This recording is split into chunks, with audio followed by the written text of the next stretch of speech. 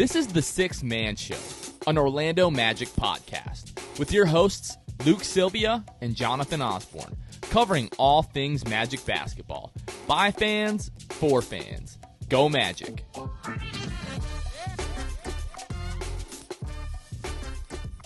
What's going on, Orlando Magic fans? You guys are back with the Sixth Man Show. It is January 17th, 2022. Jonathan Osborne here. As always, I am joined by my co-host, Luke Sylvia. Luke, what's going on, man? Not much. Just had a pretty normal Sunday today. But yesterday, got to take a little day date to a small downtown area, like 30 minutes away from Omaha. They have like this place where you can do like, wine tastings, cider. They make cider, they can it, all this kind of stuff. It's called Glacial Till. Went there for a little day date yesterday with some shops, so Lauren was shopping around there, and went and did that. Had some hot chocolate as well. So it was a good time yesterday, not too far from here, so it was a nice little place. Really quiet, because it's a small place, but it was really nice. Really good place for a day date, so I feel good. I feel good, and the Magic got, a win, so. As much as, I know you love spending time with Lauren, and I love spending time with my wife, I would do almost anything else on the planet rather than go shopping with her. I'm there. Yeah, I agree. It just happens to be the most boring thing in the world to do with someone else. The way that you get out of it is, for anybody that's a husband or a boyfriend, you got to be the most boring shopping partner ever. And I am. Do you like this? I don't know. Sorry. Yeah, exactly. Do you like this? I don't know. Sure. It looks great. Looks great, right? Should we get this? I don't know. You decide. That's it. And then you're not helping. We Just left. Go. We left, and Lauren was like, "I can't wait to bring my mom here when they come visit in a couple months." And I was like, "Why? Because she's a better shopping partner than me?" She's like, "Well, she's a little more engaging." And I was like, "Yes, I know. Fair enough. I know." So, people that follow us on social media, maybe this is more for the folks that don't follow us on social media. So, I was not happy about. I had a great weekend. Let me just start with that. But I was not happy that I had to miss my first two Magic games in over 2 years. My wife, the company that she works for, had a big conference in Atlanta, and her boss, who we're really good friends with, was gracious enough to bring all the husbands along to Atlanta. So me and the guys got to hang out in downtown Atlanta. But in the evening, when my wife wasn't working, we were kind of socializing with all the people from her company and the doctors that she works for and the CEO of her company. So I couldn't, unfortunately, just be sitting at the table at dinner or in the corner by myself, at the kind of after party, if you will, watching the Magic games. So our flight coming back today was delayed, so the time that I had carved out to actually watch the games from this week, I didn't get the chance to do that. But luckily enough, we have a great team here at the Sixth Man Show. Kevin stepped up, Luke stepped up. Those guys kind of took over the social media accounts. How was that, Luke? How was making your I don't think that's the first time that you've done that, but no, it's been a while. Kind of getting back on the horse. Yeah, it's been a while, and I think that there was a couple things that got drummed up a little engagement during the game. One of them being about Gary Harris, who we have touched on, I believe, in our most recent episode. I did not sign off on this tweet, by the way. Yeah, you didn't. And that's that's a big. I had the reins yesterday, so I could say what I wanted. Fine. Right? So I was like, I feel like I should delete this, but no, I'll just let it go. So and it got good engagement, whether it was likes or replies. And I said, y'all, I'm sorry, but Gary Harris has me under a spell. I really want him on this team long term. I'm sorry. I'm actually not sorry, even though I said I'm sorry twice in that tweet. He has just. It's been completely different than he was at the beginning of the year, like we said before. I don't know if it's health, getting better, whatever it might be. He's been so good during our 10-game losing streak. Yeah, he's been phenomenal. This team sucks, Jonathan. Okay, this man is knocking down shots, and that's all I can ask for. Yeah, fair enough. All right, well, we're going to go through the weekly state of the Magic, and then I am going to heavily rely on Luke here for the recaps. I watched quite a bit of the Hornets game, and I saw some extracurriculars took place during the Mavericks game, and we're going to really get into all of that. So this week, your Magic went 1-2 with a loss on Wednesday at Washington. Covered that on our Thursday episode. Then a win at Charlotte to break the 10-game losing streak. They won that game 116-109, and then lost Saturday night in Dallas 108-92, in which, by all accounts, if you just look at the schedule, that is what they call a scheduled loss. I think that might be arguably the worst kind of like back-to-back that we've had all season. If you go back to the first week of the season, you're at New York and then at Miami on the October the 24th and October the 25th, so that was kind of rough. But especially when you're kind of like crossing time zones and you're going from Charlotte on Friday to Dallas on Saturday, really, really didn't appreciate that. It just felt like a scheduled loss, and that's kind of what happened. We'll talk more about the Mavericks game in a bit. But Luke, tell me about the Hornets game, man. I watched the fourth quarter, which was a lot of fun, but I know there were like 20-plus lead changes in this game. Yeah. By all accounts, I was so mad because, of course, the first game that I missed in 2 years is like super fun. We break a 10-game losing streak. Franz looks great. Jalen's back. Moe Wagner is awesome in the fourth quarter. So tell me about the Hornets game. What'd I miss? Yeah, so beginning of the so essentially the first quarter was one of the most fun first quarters that I've seen from this team in a long time. The defense wasn't awesome, but from an offensive standpoint and the output they were having, they were trailing by one in the first, 36-35. And then kind of the second and third quarter, they, essentially the Hornets beat the Magic by 1 point in each quarter there. Yeah, first three quarters, Magic trail by one, basically. Yeah, so going into that fourth quarter, I was nervous because I was like, they're on the road, even though we play better on the road technically, and we've played the most road games, by the way, in the league so far. But going into that, the Hornets start out that fourth quarter looking terrible, like they can't buy a bucket, and those are the times where the Magic need to not just take that and not do much with it offensively. They're playing good defense. The Hornets can't buy a bucket. The Magic instead go on a 15-2 run. Now, that was a big turning point, obviously, in the game. But the next turning point came with like 6 minutes to go. I believe the Hornets hit a three in the corner to go down like 6. Or it's like 5 or 6, I think. So at that point, the arena's going nuts for Charlotte. And I'm thinking this is the beginning of the end for the Magic. This is where the Magic just fold and the old habits rear their ugly head, and this is where the Magic lose this game. But Moe Wagner and Franz Wagner had different ideas in the final 5 minutes of that game, man. Franz had a ridiculously sick Euro. Baseline. Yep, the baseline Euro where he sliced through like 3 defenders, I think. Yeah. And got to the bucket. Moe had one of his own, not necessarily in that fourth quarter, I can't remember, but it was throughout that game, had one of his own, and it looked a little bit like Franz's Euro step.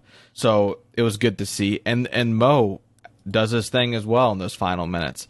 It was just, it was a really fun game, and I'm very relieved that Orlando was able to win it. And Jalen Suggs makes his return, plays, I think, 22 minutes, I believe, and looked pretty good. And we can kind of talk about that at whatever point you want to do that, Jonathan. But he looked polished. He didn't look too rusty aside from turnovers.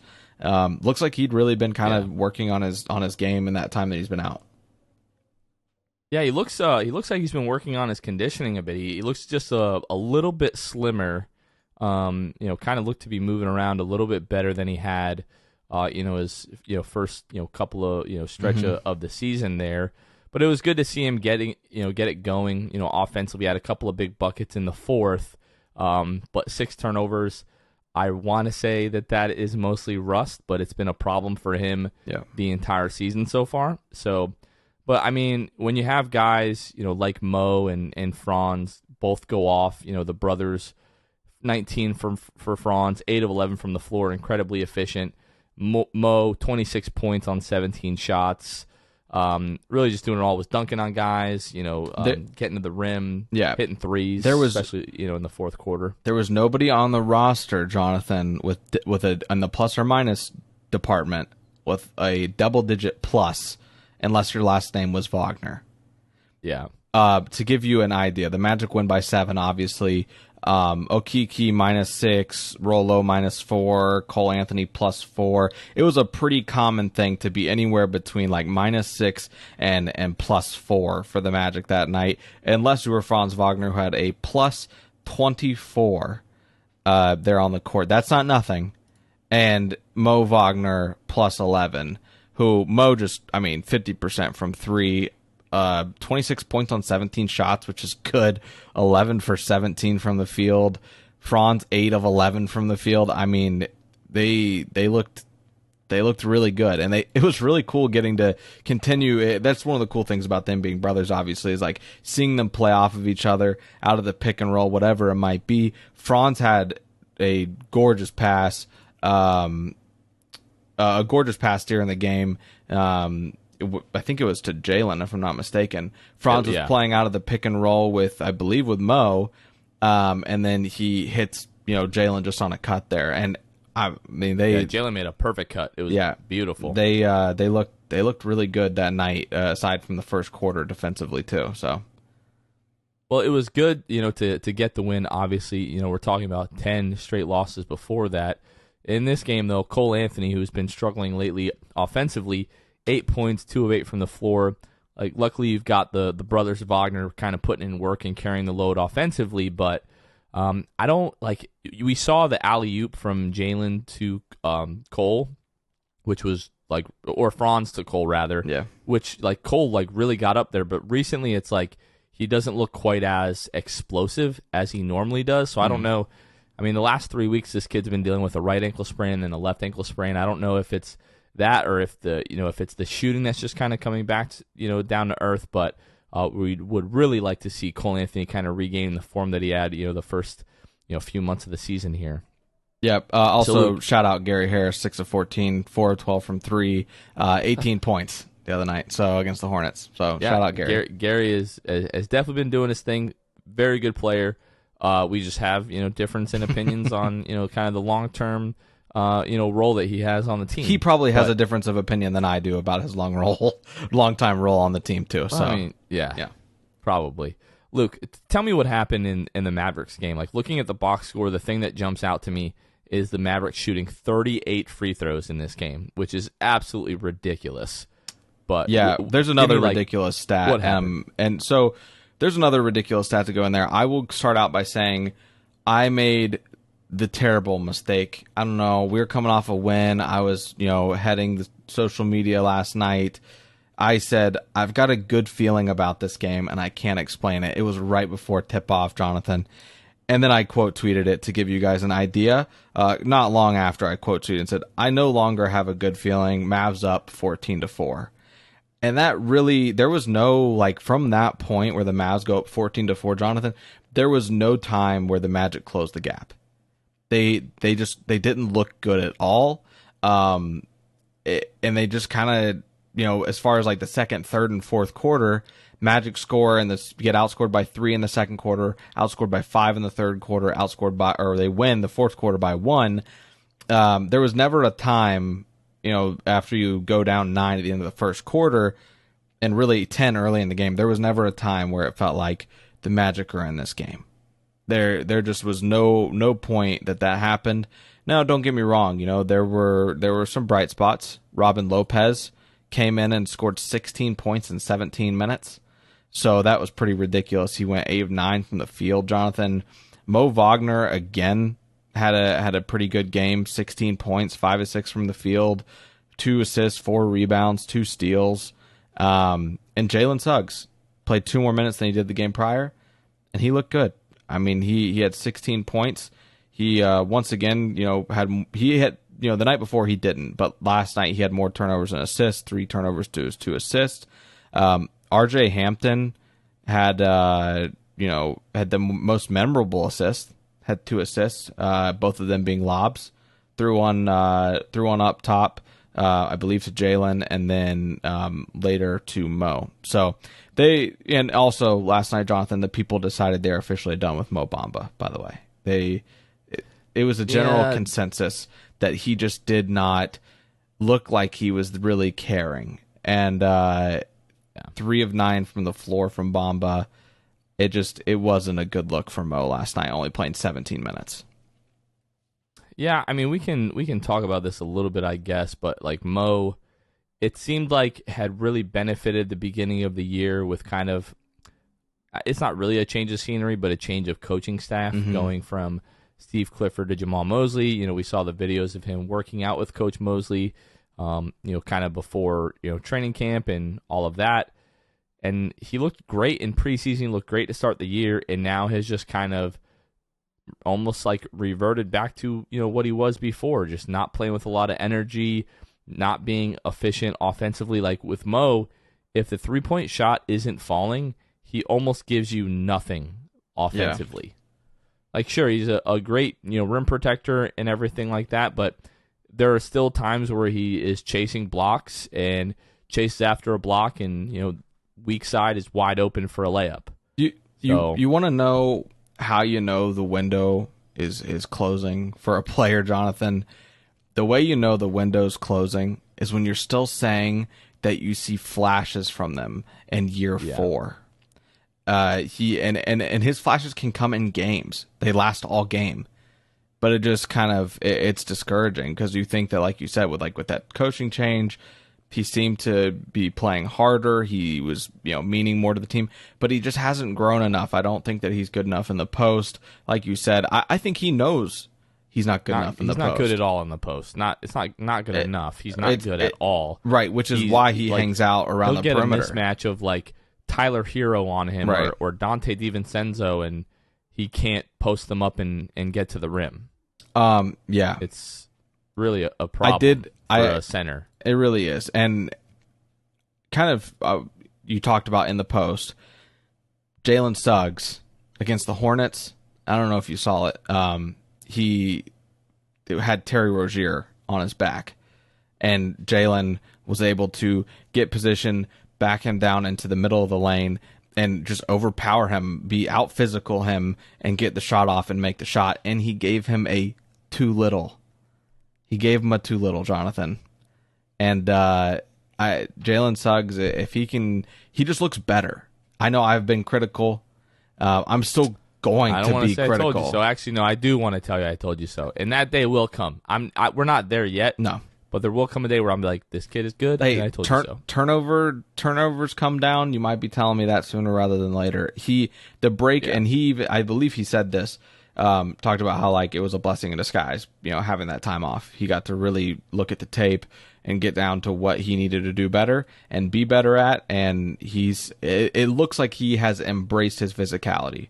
Like the one thing from Gonzaga, like even though he's a football player at Gonzaga, watching the tape, I just felt like he wasn't physical enough. Like he didn't drive hard enough and want the contact. He would try to elude the contact. I think that he is now realizing that like, I don't need my handles right now.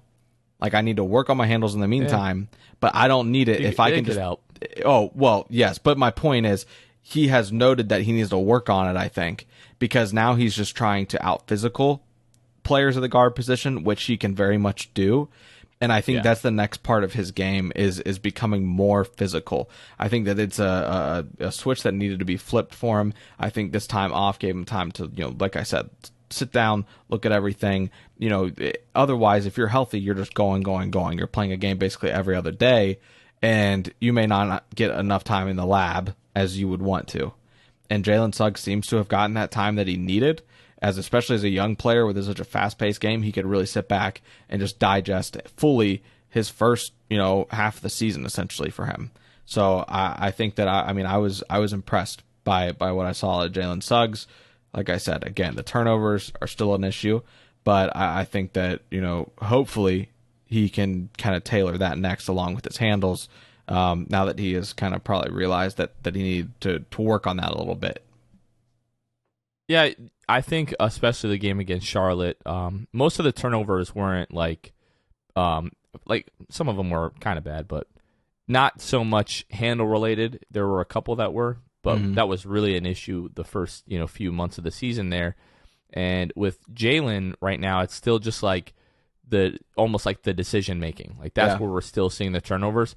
He can make every pass when the pass is there, but he is still kind of forcing the pass when it's not there. But you are 100% right. His strength and physicality, there are not many guards in the league that if he gets it going downhill are going to be able to stop that without fouling him. And that I think is going to be a big step for him as well. If he starts to get to like 5 or 6 free throw attempts per game, he's shooting above 80% from the free throw line on the year. So that's just going to help him increase the scoring a bit more. So it's great to see that.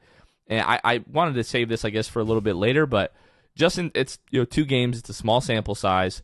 But in terms of the team's defensive rating, looking at the month of December, the Magic were 25th in the NBA at 112.2 points allowed per 100 possessions. Again, 25th in the league. So far, 2 games with Jalen back in the lineup. They are 12th in the league, 107.4 points allowed per 100 possessions. So it is a small sample size, but I think we kind of all felt like that when Jalen was out, is that the team didn't really have like a real defensive strength on the perimeter. We were hoping at times that it would be Franz, and he wasn't exactly ready for that. Cole has struggled there. Gary Harris hasn't exactly been the defensive stopper that we were hoping that he was going to be. But Jalen, I think that's really where he has the ability to make like an immediate difference. Like offensively, sure, like it's great to have that, but that hasn't necessarily been Orlando's problem this year. A lot of nights, they score with the best of them. You put up 111 points. If you give up 130, the game's over. It's a wrap. Right. So Jalen being able to, increase his impact defensively is going to be really great for this team. So far on the year, the team is 7.6 points better per 100 possessions defensively with Jalen on the floor, which ranks 93rd percentile for his position, according to cleaningtheglass.com. So yeah. Great to see Jalen back. Glad that he's healthy. He just needs to stay healthy. Yeah. And I think we kind of had a feeling that the time off was going to be really good for him. Right. And is going to be the case for any rookie. I hope he doesn't. But if Franz Wagner has time off this year, y'all are in trouble. But what I want to say about Jalen Suggs and kind of the reason you can't just box score watch. Jalen had 16 last night, 7-11 from the field. The game was practically over the whole game. The Mavs went 13 deep last night. That's how over the game felt in the fourth quarter. Jalen feasted in those times where it was like just kind of the lower level players that he was going up against. So I want that to kind of be a caution in terms of like just being a lesson. Like, don't just box score watch. You can't be like, Jalen is better than he was and he came back and say that. You have to actually give examples and give context. But that being said, Jalen did look good, as we have been saying, and I think that there's a lot. There's obviously room for improvement, but I'm hoping that Markelle is back here soon, and that it can kind of return to normalcy. But it'll be not normal for them, and kind of getting them adjusted. Hopefully, they'll be able to do those and continue to get better then. Guys, cheers to 2022 and resolutions you can actually keep. How about having clean and shiny balls all year round? Our sponsors at Manscaped are here to save your balls this year and make the ball drop into 2022 the cleanest and sexiest ever. Set your first New Year's resolution with good intentions and join the 4 million men worldwide who trust Manscaped with our exclusive offer. Go to manscaped.com and use code 6th. That's SIXTH for 20% off plus free shipping. And inside the Performance Package 4.0, you'll find the Signature Lawnmower 4.0. This electric trimmer is designed to trim hair on loose skin. The advanced skin-safe technology reduces cuts and nicks on your delicate nuts. It also comes equipped with a 4000K LED spotlight that will shine a light to the promised land 2022 looks to be. A grooming routine isn't complete without applying Crop Preserver and Crop Reviver before showing off your 2022 self. These unique formulations take care of the smelliest part of your body and are a big boost to your confidence into the new year. To complete the set, Manscaped threw in their Shed travel bag and anti-chafing boxer briefs as free gifts to keep all your goodies stored comfortably. Get 20% off and free shipping with the code SIXTH at manscaped.com.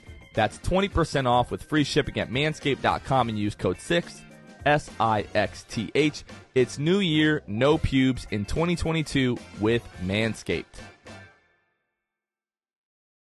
Luke, one last thing I want to talk and touch on about the Mavericks game is the the extracurriculars between Moe Wagner and Luka Doncic. Kind of walk me through what happened. Was that something that was like kind of building up through the game? Because the game was decided right at the point that this occurred. Jalen Suggs, kind of barrels into Luka Doncic, draws the foul, scores the basket. Moe Wagner screaming and one in Luka's face, and then turning at the last second so he doesn't get teed up. Right. Clearly got underneath Luka's skin. Luka's pushing him and who the F are you, and acting like he's crying when Luka is like, I like Luka a lot, but I was like, why are you being a little, like, literally being a crybaby? You're accusing Moe of crying, and Moe could not be less bothered. Right. Yeah. I think Moe is someone that, like, even if you don't see it throughout the game, you can know he's talking, and he's been talking and talking and talking, and Luka says, who the F are you? That doesn't just come from one comment. No. He's been hearing him talk for quarters at this point. And he's like, bro, who the F are you? Why do you keep talking? Like, why are you while here? He's on the floor, he's talking while he's on the bench. Yeah. And Moe is just like, someone posed the question last night. It might have been Adam Papa Giorgio. He said something like, Moe Wagner is the best magic troll since blank. And some people were saying, Matt Barnes being one of them. Obviously, we know Matt Barnes, his biggest troll moment was trying to, fake pass Kobe. That was not a troll moment. He got owned hard. Tries to fake a pass to Kobe right to his head, and Kobe doesn't flinch. Chris Duhon's up there. But Moe Wagner, I think, is going to quickly take the cake. This guy, the refs are always looking at him now. Like, they knew this about him. He talks. They don't hesitate to tee him up. It's a real thing. Moe Wagner is officially, and has been, the team troll. But last night, it made the game worth it, right? It was just something that, like, I needed it in that point in time. I needed it after what I've been put through. I'm sure there are guys, like, if you go back, that have really gotten underneath, other guys' skin. But in terms of, like, in the time that I've really been following this team, which is mostly like the last season of Tracy McGrady throughout, like, the Dwight Howard era, I don't remember anybody being able to do it with the efficiency that Moe Wagner does it, because it literally seems every game that he gets significant minutes, he's getting chippy with somebody. Oh yeah, he doesn't care. We were at the season opener in Orlando versus the Knicks, and producer Kevin can attest to this. Moe Wagner was talking trash to everyone, was talking trash to Julius Randle, was talking trash to Tibbs, like Tom Thibodeau.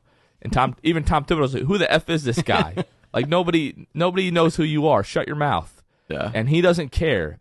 My favorite thing about Moe is he instigates and then instantly acts completely innocent. Right. Screaming in Luka's face, and then again he's pushed. He's like, I'm walking away. I have nothing to do with this. Moe, and that's how you do it, because it's always the guy that reacts exactly. that gets the call. That's what I was going to say. Moe Wagner has learned that if I am going to troll and try to get under people's skin, I need to get in and get out.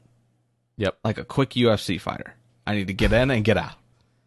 And Sugar Sean, but yes. Sugar Sean, whatever the rainbow-haired dude's name is. Don't you disrespect him right now. But yeah, no, I mean, that's what Moe does. He does something and he just, like, walks away. Puts his head down. Looks like he doesn't even know who Luka Doncic is. Never seen him in his life. There was one other thing in the game that I wanted to say that was absolutely absurd, and I'm sure someone could find the stats somewhere, but I just don't, feel like putting in that time. The Magic outscored Dallas 60-32, Jonathan, in the paint, and still managed to lose this game by 16 points. Yeah. It's like, I mean, they were destroying Dallas in the paint. 60 of the 92 points were in the paint. The Magic shoot 48% from the field to Dallas's 41. They shoot. The biggest thing was the free throws. I mean, the Mavericks shoot 22 less free throws than the other team. Like, you can like with a Sharpie just mark in that double-digit loss. That's ridiculous. And Dallas did out rebound by 10. Just kind of looking through it, the Magic had 17 turnovers to Dallas's 10. There was a lot of things in this game that pointed to a loss, and like I said, it was over from the beginning, man. It was terrible. Yeah. One thing that I wanted to ask, one last thing about Moe Wagner, because Mo has kind of like played in like spurts this season where there'd be like, you know, a handful of games where he's really involved, and then he'll kind of be out of the lineup for a little bit, and just, you know, due to COVID or injuries, will kind of be in and out, like back and forth. But the minutes that Mo does get, like, it seems like he's a pretty consistent contributor. And right now, it hurts me to even ask this, but we look at Moe Wagner, we look at Chuma Okeke. Moe Wagner averaging 7.3, Chuma 7.2. When you look at their efficiency, Moe Wagner shooting 48% from the floor, Chuma 34%. Mo is shooting 35% from 3, Chuma is 25% from 3. Effective field goal percentage, Moe Wagner 58.3, Chuma 41.9. Like, it's bad when I'm like, oh, would I rather have Moe Wagner right now or Chuma Okeke? I thought, because at least Mo gives you something every night, which is the factor that he's able to get underneath guys' skin. He brings that edge, and he plays super hard with a lot of energy every night. Yeah. I don't think you can ever like accuse Chuma of not trying, but the energy isn't always super high, and offensively, he's really, really struggled. Yeah. I thought you were going to pose Mo Bamba or Moe Wagner, but that's fine too. That's not fair either. But, yeah, I mean, I don't know. Like, I don't know if Moe Wagner in, like, large doses would still be productive. It's a weird thing because, like you said, when he gets his moments of like a stretch of 2 games or so with 20 plus minutes, it's like maybe this is something. But I'd really have to see an elongated stretch of like 20 plus minute games from Moe Wagner to really be on board, because right now he's averaging 12 minutes a game and hasn't started a game, obviously. I don't know. I would just say, I don't know, man. It's just hard for me to say, like, Jamal Mosley wouldn't be playing him more if he, like, thought that he was good enough to do that. I think he is great for, like, in a pinch situations, and I'd like to keep him on the roster. I would love, if I'm building a playoff roster for the Magic, with the pool of players that I've got right now, I would love Moe Wagner to be on the team. Just for the fact of, like, bench support in terms of, like, from the bench, you know, supporting the players and getting under people's skin. He's got, like, the playoff atmosphere. Moe Wagner fits perfectly for like that type of tone. I want him on my team in the playoffs. Not necessarily to play a lot. Maybe play 15 minutes, maybe 10. But just to be there. I think Moe Wagner serves a very specific purpose, and I think that it's probably not going to be in those large doses, though. I think part of the problem with Mo is just like he's like a tweener, if you will. Yeah, like, is he a 4? Is he a 5? Not quite big enough to be a 5. Doesn't really move well enough to be a 4. Yeah, and listed as a 5. Yeah, exactly. So for what that's worth, this was more an indictment on just how disappointing Chuma Okeke has been this year, more so than how good Moe Wagner has been. But when you look at the two of those and you're like, you know what, they're kind of giving you similar production. That is not what we expected this year with Chuma Okeke, and really hoping that he is able to turn around, because we should officially be concerned about Chuma. Dude, it is a big reason why the whole like Gary Harris or RJ/Chuma thing was a thing for me. I think that I'm definitely concerned about Chuma. RJ showing flashes. I think he's young. But Chuma, I don't know when it's going to click for him. I don't know when that moment's going to be. I don't know what he needs around him to be better.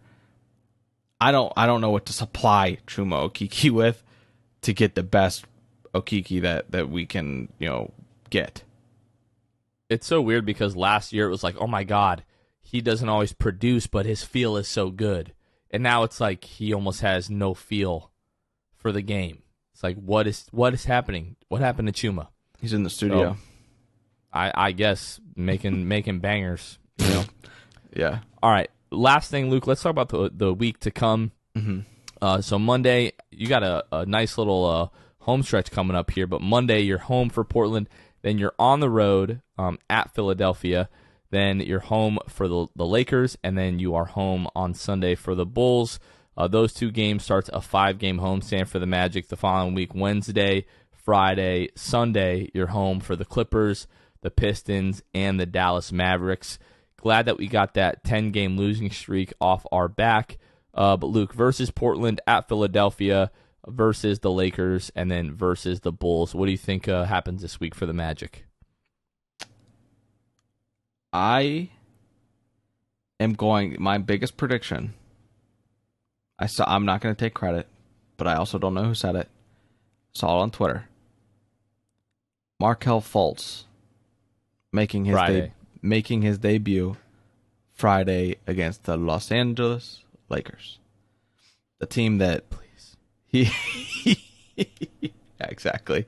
We need it for the team needs it for their morale. Coming off that huge losing streak, glad they're able to snap it, but it'll be very nice if he can be in the building, not just in the building, but on the court for that game Friday. So what did we go this past week? We went 1-2. 1-2. So I think it's a We're going 2-2. Send it. We win Friday against the Lakers when Markelle comes back, and we beat Portland. We're taking down the Fighting Anthony Simons, huh? Taking them down. Okay, because we're counting the Bulls game for the week, right? That's what that factored into your prediction there. Yeah, we're gonna lose to the Bulls again. Yeah. Okay, so I'm gonna say 1-3. I'm gonna say that this all hinges on Markelle coming back on Friday. I'm gonna say the Magic beat the Lakers on Friday, and they go 1-3 on the week. Yeah. Yep, definitely. Well, CJ McCollum might be back for that game. I know he was dealing with the collapsed lung, and they were saying that it's healed. I'm pulling up the Blazers. No, he's going to be reevaluated. Well, no, he was reevaluated. I don't know if CJ might be back for that game. So that might change my mind. If CJ McCollum's back, I don't know. But I just looked at my work schedule for Friday, and I'm going to be done by 3 o'clock that day. So if Markelle is going to be in the building, there's a 100% chance that I will be there Friday. If that's the case, I'll have to make it happen. I'll have to make it happen as long as the Magic let it happen. Right. I always have to ask them, hey guys, is it cool if I come through? We'll see how they feel about us this week, but that'd be great. I'd love to see Markelle back Friday, because just the crowd I know is going to go crazy if he comes back and checks into the game. But who knows? That might happen. That might not happen. I know the Orlando Magic subreddit is getting together on Sunday night. I bought my ticket for that game. I really wanted to go, but I'm not going to be able to make it, unfortunately. So. But those who are going to be there, I'll be there in spirit, and I hope you guys have an amazing time. But yeah, I'm going to go 2-2. I'm sticking to my guns. That's more my heart speaking than my head. But, sometimes you just kind of got to let that happen. Real quick, Luke, before we go ahead and close this out, I want to give a special shout out to our patrons. We have a brand new patron, actually Bailey. Welcome to the family. Really, really appreciate your support. Thank you for listening. Thank you for your contribution. But also want to shout out Court Cousins, Drew Gooden, Armin, Keith Garcia, Zico, Carson Tulo, Nathan Lynn, Ellis, Jonathan Borges, Norm L, Magic Player History, and Giulio. And again, shout out Bailey, our newest patron. Really, really appreciate you. Luke, we got anything else this week? No, hopefully just a lot of dubs this week. Oh, man. I really, really hope so. It doesn't seem like, sounds like Michael Carter-Williams' projection of J.I. coming back in January was Bad information. Bad information. But, yeah, he's traveling with the team. He's back on the floor during, pregame warm-ups and whatnot, so that's pretty dope to see. And, yeah, let's get all these guys healthy and maybe start to win some games. Be nice, Luke. Yep. All right, folks. Well, for Luke Sylvia, this is Jonathan Osborne. You guys have been listening to The Sixth Man Show, and we will catch you guys next time. See ya. Thanks for listening to The Sixth Man Show. Be sure to subscribe on iTunes, Spotify, Google Play, and Stitcher to get new episodes downloaded directly to your phone. Please take a minute to give us a 5-star rating and a review. It would really help us out a lot. Follow us on Twitter and Instagram at Sixth Man Show and like us on Facebook. We'll catch you guys next time. Go Magic.